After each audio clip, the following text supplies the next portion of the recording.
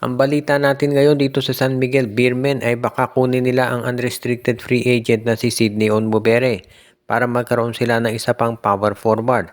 Si Onmubere ay isang unrestricted free agent ngayon pagkatapos itong pakawalan nitong Titan Ultra. Medyo marami ang nagulat dito sa desisyon ng Titan Ultra na pakawalan itong si Sydney Onmubere, lalo na at ang kinuha nilang mga players ngayon ay katulad nitong si Arvin Bringas na 35 years old na at itong si James Martinez na 13 years nang hindi naglalaro sa PBA. Ganun pa man, kung ano man ang naging dahilan ng Titan Ultra, oportunidad ito para dito sa San Miguel na kunin na talaga ang nabanggit na player. Kaya nga sa tingin ko, if ever makuha nila si Onmubere, magiging asset ito sa Beermen. Para doon sa mga hindi na nakakaalala, ito si Sydney Onmubere, ang ganda ng performance nito nung siya ay naglalaro para dito sa Northport Batang Pier sa ilalim ni Coach Pido Harencio. Sa ganda ng performance ni Onmubere, naging starter ito ng Northport. Ang naging problema, tinrade itong si Onmubere sa Barangay Hinebra kapalit ni Art de la Cruz. Nung napunta sa Hinebra si Onmubere, nabangko na ito at hindi na nagamit. Eventually, binalik ito ng Barangay Hinebra dito sa Northport Batang Pier kapalit ni Ben Adamos. Pero hindi na bumalik yung dating laro ni Onmubere at ngayon ito'y unrestricted free agent na. Kapag ito'y napunta sa San Miguel, magkakaroon siya ng oportunidad dahil magagamit ito ni Coach Leo Austria bilang power forward para maging ka-alternate ni Rodney Brondial. Kaya sa tingin ko, yan yung magiging maganda, sabihin nating option para dito sa San Miguel. Dahil unrestricted free agent itong si Sydney Onmubere, makukuha nila yan nang hindi sila nagbibigay ng kapalit. At yan talaga magiging maganda para dito sa San Miguel Beermen. Kaya sa tingin ko, okay na okay ito para dito sa kanilang roster. At alam naman natin, okay yan kay Coach Leo.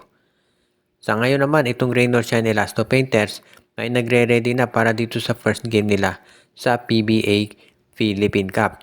Marami ang nagsasabi na mataas ang expectations dito sa ROS dahil syempre sila ngayon yung kinoconsider na isa doon sa mga dark horse ng liga.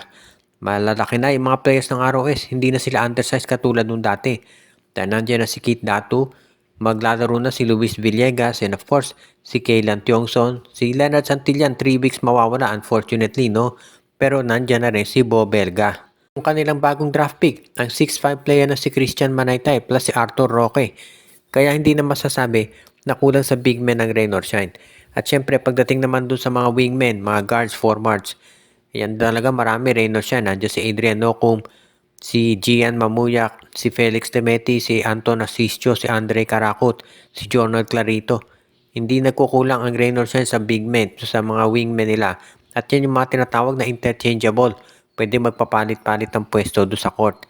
Kaya mataas ang expectations dito sa lineup nila at alam din yan ni Coach Yeng Yao. Kaya hindi na ako magtataka talaga kung marami man magsasabi na itong Rain or Shine at the very least dapat semifinals na maabot.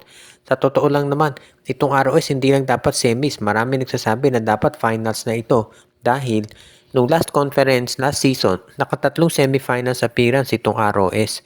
So baka ngayon kinakailangan na nila na makaabot na ng finals ulit. Dahil siyempre, gusto ng ROS na mag-improve sila. At malaking bagay kung sakali na makaabot dito sa finals itong Rain or Shine.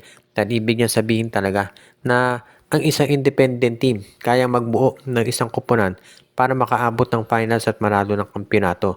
At siguran natin, maraming mga fans ang kakampi dito sa ROS kapag yan talaga ay kanila nang nagawa.